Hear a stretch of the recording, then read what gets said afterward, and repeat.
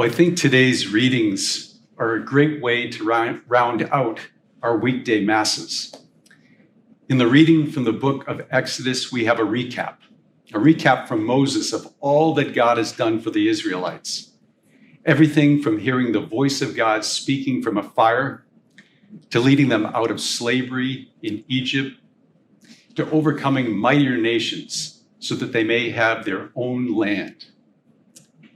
Moses reminds them so that they will fix and know in their heart that the Lord is God of heaven and earth, and there is no other.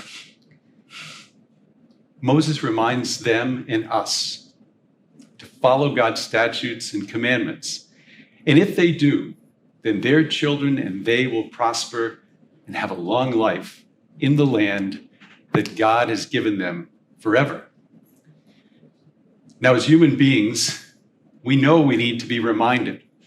We have to be reminded of how God has brought our ancestors and us through different parts of our lives, up to including today, the fact that we're here, that we made it. And to that end, God brings special people into our lives. As I read about today's saint, I was reminded of how one person can make all the difference at a key point in your life.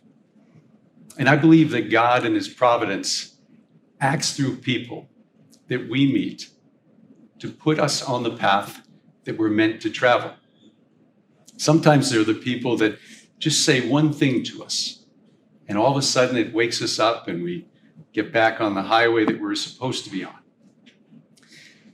When an 18-year-old future St. Clare heard the future St. Francis of Assisi preach, his message touched her so deeply that secretly she left her home and she joined Francis's community, eventually receiving her habit from him and then going to a nearby Benedictine convent. As I mentioned earlier, she would later become the superior of a community in San Damiano. For some, St. Clare's decision to leave home and become a religious sister might seem foolish and limiting. The argument would go like this: she missed out on the worldly pleasures, and she never had a chance to live her life. While it's true that it's better for some to wait until they know what they're giving up, or to grow in maturity, to enter into the formation and the discernment process of religious life or priesthood, there have always been, and there always will be, some young women and young men who sense God's call so strongly that they want to begin a life given to God and the church at a younger age.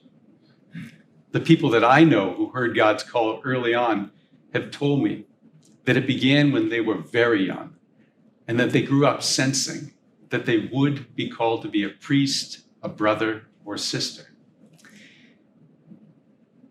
My own great aunt Mildred, also known as Sister Jean Marie Reynolds, felt that calling early on. But her mother, a convert to the faith, wasn't so sure. And so she had her graduate from college and teach for several years. She even taught here in Easton before she received her parents' blessing. And from that moment, when she entered the Sisters of Mercy convent, she was a joy-filled, religious, and she loved her religious sisters and all the students they taught throughout the Fall River Diocese. My brothers and sisters, we know at times we're faced with big decisions. Things like marriage and religious life or the priesthood. And then come the particular ways that we are called to love God and our families and neighbors within these vocations. We need to listen to God. We need to have an open and a giving heart. So the question is, how do we make sure we have that? Well, the good news, first of all, is that God has a plan for each one of us. He calls us, whether we are single or married, diocesan priest, religious sister or brother or priest. He calls us to live a life, first and foremost, that is good and holy and generous.